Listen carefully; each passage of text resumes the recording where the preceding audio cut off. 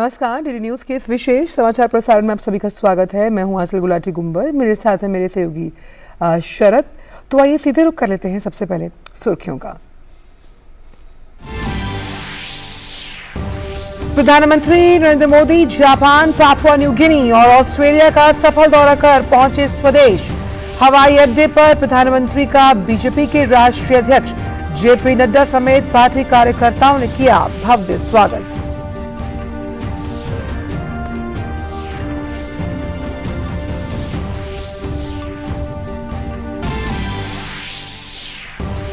प्रधानमंत्री नरेंद्र मोदी ने कहा, भारत की अध्यक्षता में G20 की मेजबानी की हो रही है चौतरफा सराहना।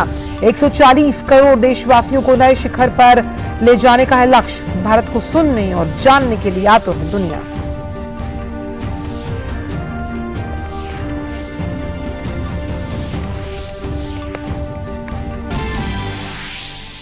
उत्तराखंड को आज मिलेगी पहली वंदे भारत ट्रेन। प्रधानमंत्री नरेंद्र मोदी वीडियो कॉन्फ्रेंसिंग के माध्यम से देहरादून से दिल्ली के बीच वंदे भारत एक्सप्रेस को दिखाएंगे हरी झंडी। उत्तराखंड में रेल खंडों के विद्युतीकरण का भी करेंगे उद्घाटन।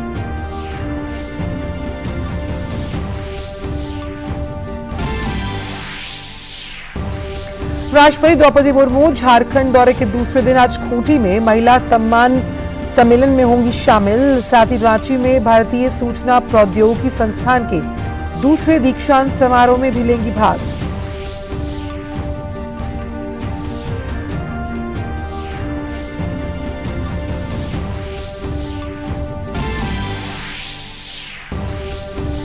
भारत की G20 अध्यक्षता के अंतर्गत उत्तराखंड के ऋषिकेश में आज से 3 दिवसीय G20 बैठक का आगाज। बैठक में अंतर्राष्ट्रीय भ्रष्टाचार विरोधी तंत्र पर होगा मंथन।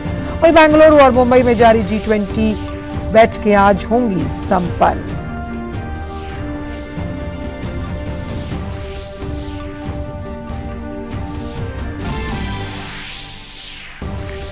प्रधानमंत्री आज वीडियो कॉन्फ्रेंसिंग के माध्यम से खेलो इंडिया यूनिवर्सिटी गेम्स 2022 का करेंगे उद्घाटन। 10 दिवसीय आयोजन में देश भर के 207 विश्वविद्यालयों के 4000 से अधिक एथलीट्स 21 खेलों में पदक के लिए प्रतिस्पर्धा करते हुए आएंगे नजर।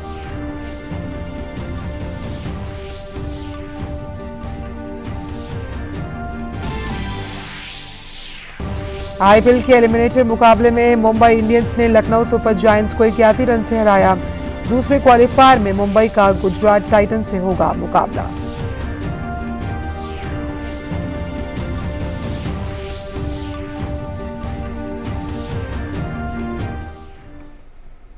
और आइए अब जान लेते हैं सभी खबरों को विस्तार के साथ। प्रधानमंत्री नरेंद्र मोदी 3 देश जापान, पापुआ न्यू गिनी और ऑस्ट्रेलिया का सफल दौरा कर आज स्वदेश पहुंच गए।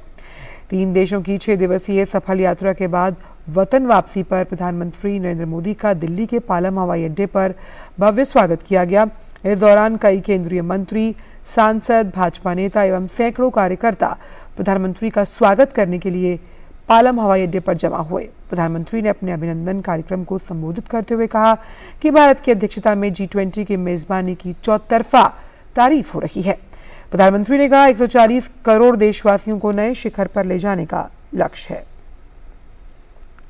साथ ही प्रधानमंत्री ने कहा कि ऑस्ट्रेलिया में पक्ष और प्रतिपक्ष दोनों ने भारत के सेवक का सम्मान किया है। ये यश मोदी का नहीं बल्कि हिंदुस्तान के 140 करोड़ हिंदुस्तानियों का है।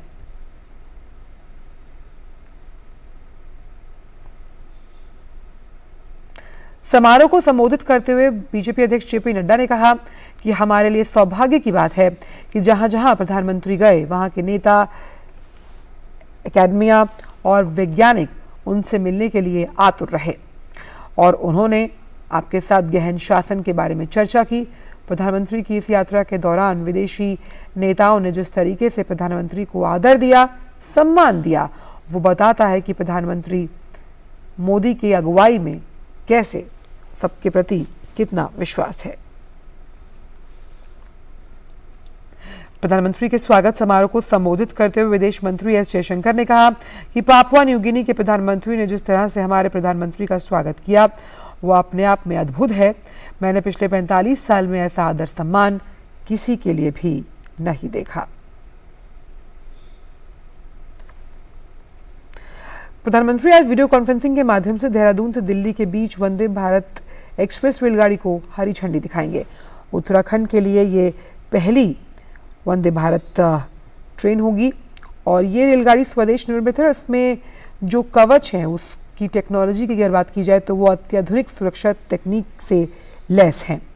वहीं रेल विभाग देश में रेल मार्गों का इलेक्ट्रिफिकेशन कर रहा है, जो प्रधानमंत्री नरेंद्र मोदी के सार्वजनिक यातायात के लिए स्वच्छ ऊर्जा दृष्टिकोण के अनुरूप है। और इसे देखते हुए प्रधानमंत्री उत्तराखंड में रेल खंडों के विद्युतीकरण का उद्घाटन करेंगे।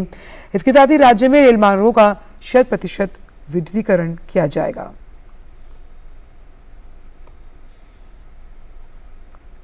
राष्ट्रपति द्रौपदी मुर्मू के झारखंड दौरे का आज दूसरा दिन। राष्ट्रपति आज खूंटी में केंद्रीय जनजातीय मामलों के मंत्रालय द्वारा आयोजित एक महिला सम्मान सम्मेलन में शामिल होंगी। राष्ट्रपति रांची के नामकुम स्थित भारतीय सूचना प्रौद्योगिकी संस्थान के दूसरे दीक्षांत समारोह में भाग लेंगी। राष्ट्रपति मुर्मू झारखंड सरकार द्वारा रांची के राजभवन में उनके सम्मान में आयोजित एक नागरिक स्वागत समारोह में भी शामिल होंगी।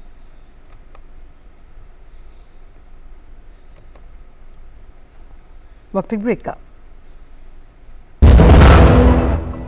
अर्जुन, 10th में you made us really proud. अब आगे क्या सोचा है? पापा, मैंने IIT जाना है और इंजीनियर बनना है। थिंक IIT, थिंक विद्या मंदिर।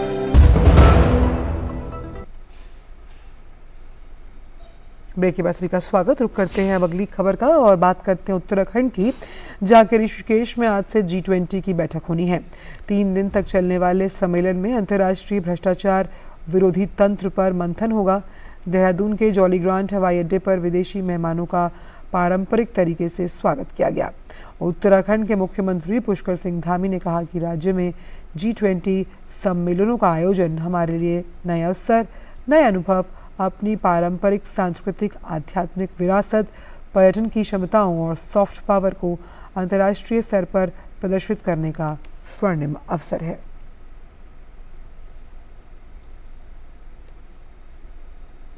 वहीं बैठक में भाग लेने के लिए आए विभिन्न देशों के प्रतिनिधियों ने कल ऋषिकेश में आयोजित मां गंगा की भव्य एवं दिव्य आरती में भाग लिया। गंगा की अलौकिक खूबसूरती को देखकर विदेशी मेहमान अभिभूत हो गए। आरती से पहले ऋषि कुमारों ने वैदिक मंत्रोच्चार और शंखनाद ध्वनि के साथ डेलीगेट्स का भव्य स्वागत किया। सभी मेहमानों को पगड़ी पहनाई गई।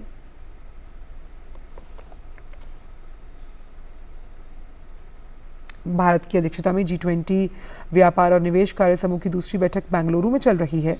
बुधवार को केंद्रीय वाणिज्य और उद्योग राज्य मंत्री अनुप्रिया पटेल और सोम प्रकाश ने बैठक का उद्घाटन किया। अनुप्रिया पटेल ने बैठक में अपने संबोधन में कहा कि G20 महत्वपूर्ण बहुस्तरीय मंच जो उन चुनौतियों को परिलक्षित करता है जिन पर विश्व को तत्काल ध्यान देने की जरूरत है। उन्होंने जोर देकर कहा कि विश्व व्यापार में निष्पक्षता और पारदर्शिता सुनिश्चित करने के लिए विश्व व्यापार संगठन में सुधार की जरूरत। बैठक के बाद दोनों केंद्रीय मंत्री कॉफी बोर्ड, चाय बोर्ड और एपिडा के एक्सपीरियंस जोन गए। यहाँ कर्नाटक के GI टैग कॉफी, दक्षिण भारत की चाय और मोटे अनाज का प्रदर्शन किया गया है। इस अवसर पर केंद्रीय वाणिज्य और उद्योग राज्य मंत्री सोम प्रकाश ने कहा कि हाल ही के वर्षों में भारत ने प्रशासनिक बाधाएं हटाने और पारदर्शिता बढ़ाने के विषय पर महत्वपूर्ण प्रगति की। उन्होंने कहा भारत में विनिर्माण, बुनियादी ढांचा और टेक्नोलॉजी समेत विभिन्न क्षेत्रों में शानदार संभावनाएं हैं। वहीं मुंबई में जारी G20 के तहत आपदा जोखिम न्यूनीकरण कार्यकारी समूह की दूसरी बैठक आज अंतिम दिन। स्वास्थ्य और परिवार कल्याण राज्य मंत्री डॉक्टर भारती पवार ने कल बैठक के उद्घाटन सत्र की अध्यक्षता की। डॉक्टर पवार ने सुरक्षित मुंबई भविष्य के लिए तैयार मुंबई एक फोटोग्राफिक चित्रण शीर्षक की एक चित्र प्रदर्शनी का उद्घाटन किया। तकनीकी सत्र के दौरान G20 प्रतिनिधियों ने अगले 3 वर्षों के लिए आपदा जोखिम न्यूनीकरण कार्य समूह की रोडमैप पर चर्चा की। तकनीकी सत्रों में प्रारंभिक चेतावनी और प्रारंभिक कार्रवाई का वित्तपोषण, लचीले बुनियादी ढांचे का वित्तपोषण, बेहतर निर्माण और DRR में समुदाय की भूमिका जैसे विभिन्न विषयों पर विचार विमर्श किया गया। निजी क्षेत्र के प्रतिनिधियों के साथ आपदा जोखिम न्यूनीकरण के वित्त पोषण पर एक राउंड टेबल का भी आयोजन किया गया। इंफ्रास्ट्रक्चर रिस्क असेसमेंट टूल्स और डेटा प्लेटफॉर्म्स पर एक संगोष्ठी भी आयोजित की गई। महाराष्ट्र राज्य माध्यमिक और उच्च माध्यमिक शिक्षा बोर्ड आज दोपहर 2 बजे 12वीं की परीक्षा के परिणाम घोषित करेगा। परीक्षार्थी आधिकारिक वेबसाइट maharesults.nic.in पर परिणाम देख सकते हैं और डाउनलोड कर सकते हैं। महाराष्ट्र बोर्ड की परीक्षा इस वर्ष करीब 14 लाख परीक्षार्थी इस परीक्षा में शामिल हुए। 12वीं की बोर्ड परीक्षा 21 फरवरी से 21 मार्च तक आयोजित की गई थी। खेलो इंडिया यूनिवर्सिटी गेम्स 2022 का उद्घाटन आज प्रधानमंत्री वर्चुअल माध्यम से करेंगे। लखनऊ के बाबू बनारसी दास विश्वविद्यालय में एक भव्य कार्यक्रम में मुख्यमंत्री योगी आदित्यनाथ और केंद्रीय खेल मंत्री अनुराग सिंह ठाकुर भी मौजूद रहेंगे। 3 जून को समाप्त होने वाले इस 10 दिवसीय आयोजन में देश भर के 207 विश्वविद्यालयों के लगभग 4008 एथलीट 21 खेलों के लिए जोर आजमाइश करते हुए नजर आएंगे।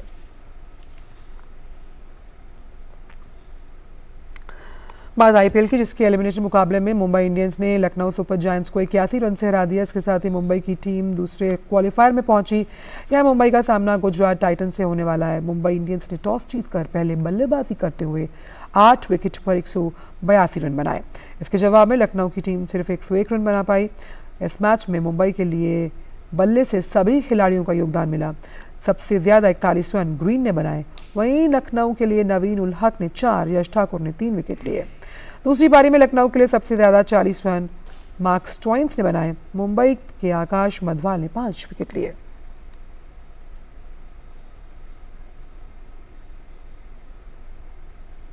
फिलहाल इस विशेष समाचार प्रसारण में इतना ही। दीजिए इजाजत। नमस्कार।